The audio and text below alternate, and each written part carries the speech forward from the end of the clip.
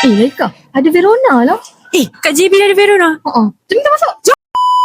Hai korang, nak singgah mana tu? Hari ni kita orang lunch dekat Verona Hills Bread and Patisserie dekat NUS Tebrow City. And kalau korang nak tahu, ini outlet Verona Hills yang paling besar tau dekat Johor Bahru. Design interior dia yang ala-ala Europe style, cozy, classy, and yang paling best, suasana dia memang meriah kat sini. And dekat sini menunya berkonsepkan Western fusion. Overall, kita orang sangat satisfied dengan makanan kat sini. Rasa sedap, portion besar, and paling penting, layanan staff A+ tau. Food presentation diorang pun cantik. Dia buatkan kita orang rasa macam tak sabar nak makan.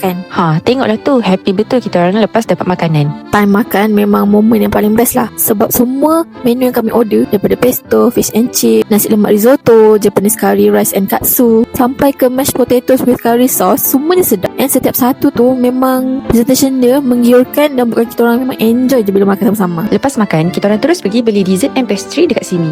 Yelah, rugi pula kalau tak belikan bila dah datang sini. Tengok tu, 3-tier cake display dia memang eye-catching. Especially yang Korean Strawberry Series tu. Sebab dia ada lebih 20 jenis pilihan untuk strawberry lovers tau. Dan kita orang pilih Bus Cheese Toast sebab ni antara top 5 best selling dekat sini. Memang nampak menggoda dari luar, rangup, cheesy and wangi. And then kita orang ambil juga Verona Classic Burnt Cheesecake. Rasa dia yang creamy, smooth. Walaupun dia simple choice, tapi dia adalah pilihan yang selamat dan takkan mengecewakan. Selain tu, dekat sini memang banyak pilihan roti and pastry. Daripada yang sweet, cheesy, sampailah ke savory. Semuanya nampak fresh and tempting. Senang nak pilih ikut selera. Susah sikit lah nak pilih sebab semua nampak sedap, ramang mata. So, kalau korang sukakan pastry yang cantik, sedap, menu yang unik, cafe vibes ala Europe, Verona Hills and NUS Tebrow City ni wajib ada dalam list korang. So, lepas ni kita nak singgah mana pula?